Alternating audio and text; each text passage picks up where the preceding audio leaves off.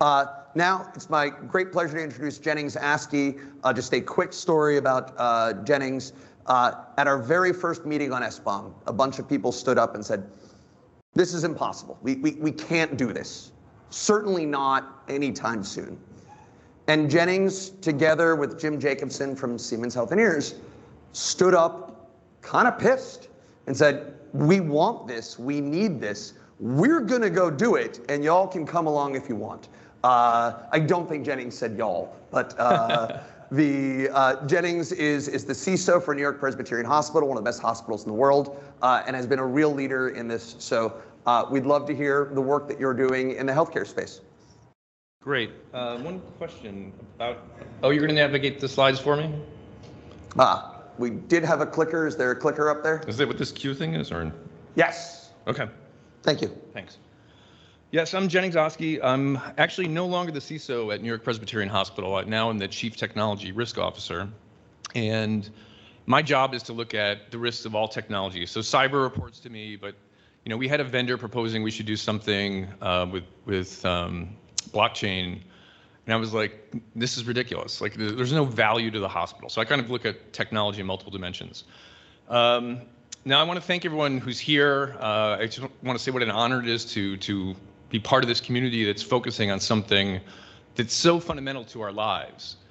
And quite often I talk to, you know, hospital leaders from around New York State, New York City, and what I try to explain to them is that we have this thing called software that is so pervasive in our lives, and it's been built with functionality as like the foremost, you know, quality.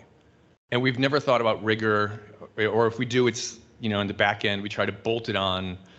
And so this idea of software transparency and thinking about the pervasiveness of software and thinking about it as not just a kind of technical issue, but a national security matter, thinking about it as a patient safety matter. I mean, all of you get healthcare, and I can tell you that the software used in healthcare stinks.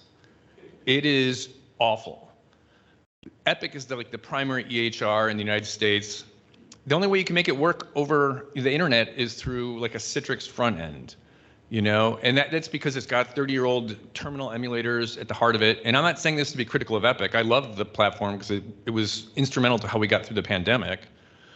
But software's software, and it's, you know, you don't start greenfield. And so what we're doing as a community is actually facilitating some of the repairs to the software prevalence in our lives. So let me talk about the healthcare SBom proof of concept.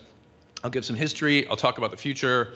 I'm going to talk about a little project known as Daggerboard that's really critical actually to what this community in healthcare is doing. So really the effort started in 2018. There's our friend Jim Jacobson who couldn't make it. But to Alan's point, I was pissed, and I had to be mature about it though. But I said, look, this is doable. And we just wanted to show that sometimes starting something is really valuable. So at this one meeting that NTI hosted, I didn't know Jim, but I approached him and I said, hey, we want to do this. I know you want to do it. I know that Siemens had been thinking about this and was getting in front of it.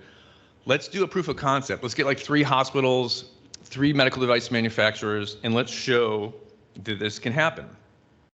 So, you know, really, let's just try it. Like, to me, that's such an important aspect of humanity, is trying things and not being fearful that things might not work exactly as you think.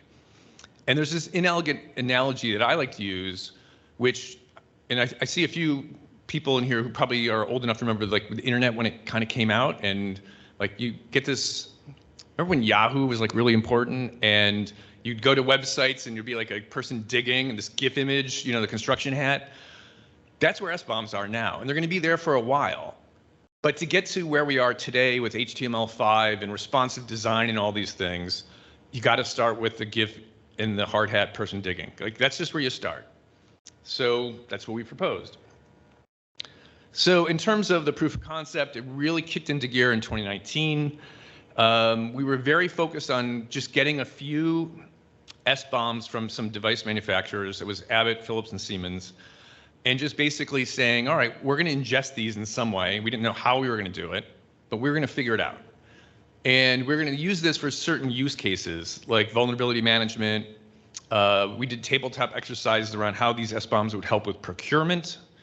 So we started this effort, and really, this was in the middle of this graphic. You see this NDA. This was so controversial across the organizations at the time.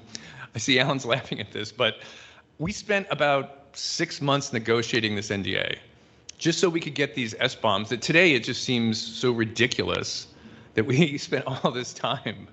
I mean, but it was like so controversial. The lawyers and people were like, "Oh, if we give this information, NYP has our intellectual property." And we had to have meetings to say, we could decompile your software. Like, you're not stopping us. Let's make this something participatory. And I want to actually add this as a really important part of this proof of concept. I've worked in healthcare as a security leader my entire career. So I graduated from law school, started working in healthcare. There was this thing called HIPAA in the United States, needed lawyers that could spell computer. So I got involved in the field. And the whole time I worked in the industry, I listened to people talk about how bad medical device manufacturers are, talk about how they don't do the right thing, they don't care about security, their products are insecure, and they sell a bag of goods to a hospital. And I was like, okay, that could be true, but why don't we ask them to work on this with us? And that's really the spirit that we tried to execute things. And so this NDA and all this drama that went along with getting this proof of concept started was really trying to get to a point where, and I think this is really the brilliant marketing that Alan and others have led, just software transparency. It's not a threat to anyone. It's a collaboration. It's something that's important from a national security perspective, et cetera. Let's just do it. So we had a bunch of use cases, like you can see them here: asset management, vulnerability management. We wrote a guide on how to actually read an SBom, how to pull it into like a SIM product like Splunk, which is what we were doing. And we pulled data from NVD to combine with the software components, and it was really successful. We wrote a white paper. You can see a link to it here. Just Google software transparency as well, and you can find it. But basically, we talked about the experience and how it was doable, and the FUD that was spread about SBom wasn't necessary. But we also recognized all the same limitations that we've heard about already this morning. Naming, dependencies, how deep do you go? Those things are there. But again, it's good to just get started and not wait. You can't wait for life. So, and this is one thing I actually want to point out. I was at meetings around software bill of materials with healthcare leaders, and they're like, we need to do a healthcare version of the SBom. And I was like, no, just, I was about to drop an F-bomb there. So, but the reality is, like, standards matter. We all know that. Everyone in this room knows it, everyone watching this.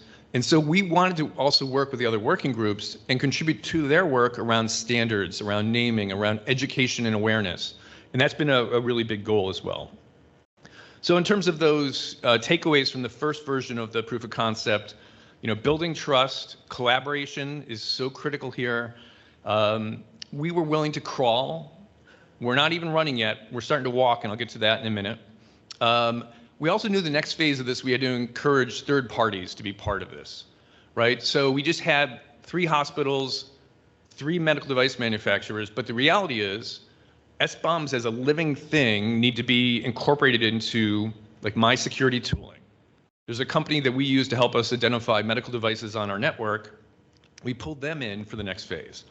They started ingesting SBoms, combining it with the data. They would see the fingerprint, as they refer to it, of the device on the network, and they would help us say, oh, this device is secure, or this device is even less secure than we thought it was, So that third-party ecosystem will become really important. I'll talk about that.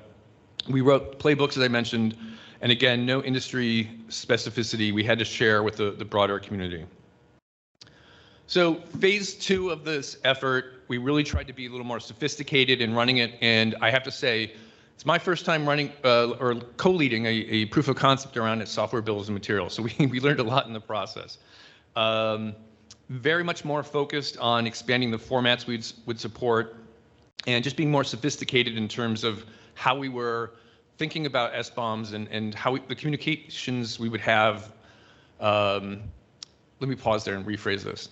So internally, like how do we operationalize it at a hospital? How do we work with the procurement team? All those things are things that kind of came out in this phase that we really worked on and again wrote guides about how to do it. Somewhere in the middle of that, this thing called a pandemic happened, and you may have heard of that. And somewhere in the middle of all of that, 2 engineers in my team decided, hey, let's write an open source project to help the world consume SBoms. And I was like, that's cool. And I can only tell you, like, it really was nuts working at a hospital during the pandemic, particularly in New York City. We would see about 2,600 patients a day at the peak. We had almost 40 employees die due to infections they caught in the hospital. And then we ran one of the largest mass vaccination centers in the country. We vaccinated like 3,600 people a day. Somewhere in the middle of that, these 2 engineers banged out Daggerboard. And we released it with our friends from the Linux Foundation and Kate, just a special shout out. And so this product is available. We're using it today. I'll talk a little bit about the product and how that ties into the 3rd phase of the healthcare POC. So in terms of key features, Daggerboard, you can download it, you can use it. Basically, we just wanted to create simple dashboards for an organization to basically look at the results of an SBom being correlated with data from NVD and saying, is this product good or bad? What should I be concerned about? How do I approach the manufacturer? It's got role-based access, LDAP, all these things. It's a really solid first release for the platform. And this is a key thing too. As we've done this proof of concept, it's all about the practitioners, right? So the medical device manufacturers that have to make SBoms, update them. And it's about the hospitals that have to consume these. We really wanted to write a product that was focused on the practitioner on the consumption side. About, we're thinking about buying a product, we get an SBom as part of the procurement process, we upload it to Daggerboard, review the findings, talk to the vendor. And I can tell you right now, this isn't perfect. You could poke holes at this whole process. We know that, but that's again part of the mentality we have to have about SBom as a community. It's something that's going to grow. So where we are now, this is the last slide I have. We're in phase 3, iteration 1. This is the future. We have 24 SBoms, both in SPDX and Cyclone DX formats that we are using as the basis of our efforts. Combined with that, we're looking into VEX very heavily. We want to see a little more guidance from the VEX working group, and we want to have some conversations internally because we're adding VEX support to Daggerboard. And our plan is to use that to give feedback to the manufacturers about, okay, how would the combination of SBom and VEX be practically used at a hospital, and how does it help you with your products and your participation in this effort? So that's kind of where we are, and we're very excited about it because these are real living devices in our hospitals. So we're not just using fictitious data, we're using real data about devices that save lives every day. And so if we can make this transparent, share it, we think we can have a really big impact on just how SBom continues to be realized as a tangible thing. And I'll close there. Jennings, thank you so much for your leadership and Jim's leadership as well. I have one very quick question before we move on. Are you looking for more participants in your effort? And who should think about reaching out? And we'll talk about how to connect you to Jennings.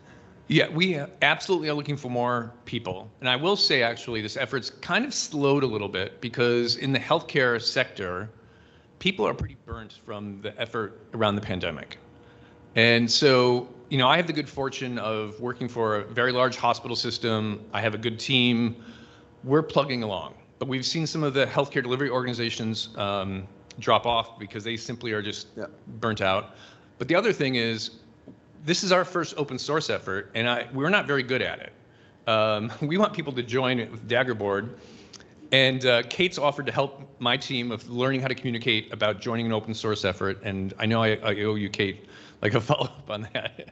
But I think just in multiple dimensions, even if you just come to like the Thursday meetings and talk about your experience, and it's not a healthcare specific conversation. We have people from the auto sector and other sectors joining our meetings. So please reach out and join the work. It's great work. As with many, thank you, Jennings. Really appreciate that. As with many things, If you reach out, and most of you will start eye rolling because I'll say this email so often today, sbom@cisa.dhs.gov, and we will connect you to the right one. It may take us a few days after this event to make that connection, but that group meets every Thursday, 1 p.m. Eastern time. So we'll connect you guys to that if you're interested in this.